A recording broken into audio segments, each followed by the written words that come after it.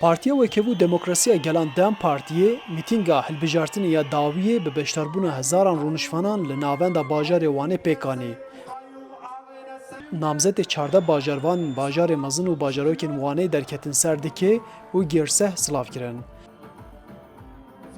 Hevserokê giştiyê Dem Partiyê Tuncer Bakiran beşdarê mîtîngê bû û ji dengdêran piştgirî bo namzetên partiya xwe xwast.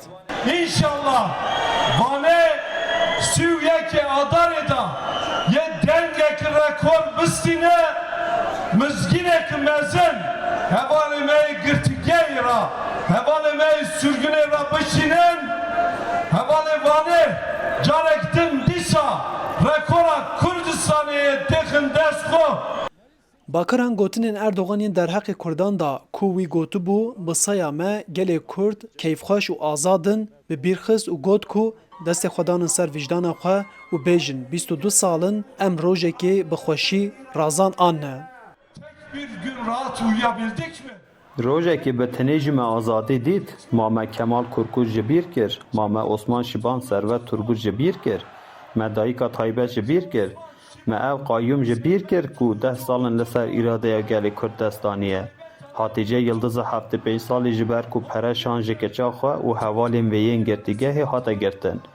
Gelo keyfxweşî ev e, azadî ev e. Bawer bikin gelê Kurd gelên Tirkiyeyê 22 salin ji ber ve ne keyfxweş e ne jî azad e. İnşallah gelên Tirkiyeyê vê di sehiyekê adarê de bi dengên xwe qertasor nîşanî vê sîstema zalim bide.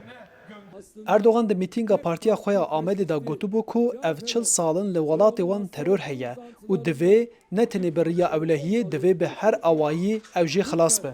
Erdogan her wiha gotibû ku ew dikarin li gel kesên bi aqilane birûnin û baxivin. Lê Bakiran got ku çareseriya pizgirêka Kurd ciddiyet divê. Niha Rabiya sibehê êvarê qala operasyonan dike, dibêje terorîstan, dibêje terorîst, dibêje ez ê filan tiştê bikim, ez ê biqedînim. Lêbelê ez qurbana we hûn gelekî bi rûmetin ku ve di Newrozê da bersivekî welê dan polîtikayên şerxwaziyê û zordarî ku hesabê li Enqereyê li qesrê hatê kirin, di Newrozê de hate têkbirin. Îro jî ve heman tişt destnîşan kirin. Bawer bikin rojekê li Tirkiyeyê Kurd vê bibin xwedî mafên vekev. Rojekê em ê li Tirkiyeyê bi taybetî jî li parlamentê bi rengekî azad bi zimanê xwe biaxivin. Piştî axaftinan, hunermend Murad Demir derket ser dike û stranên xwe vegotin û rûnişvanan jî govend gerandin.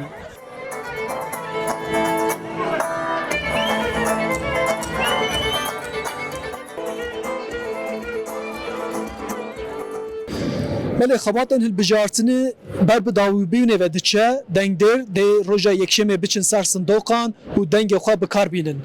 Arif Aslan, Deng Amerîka, Wan.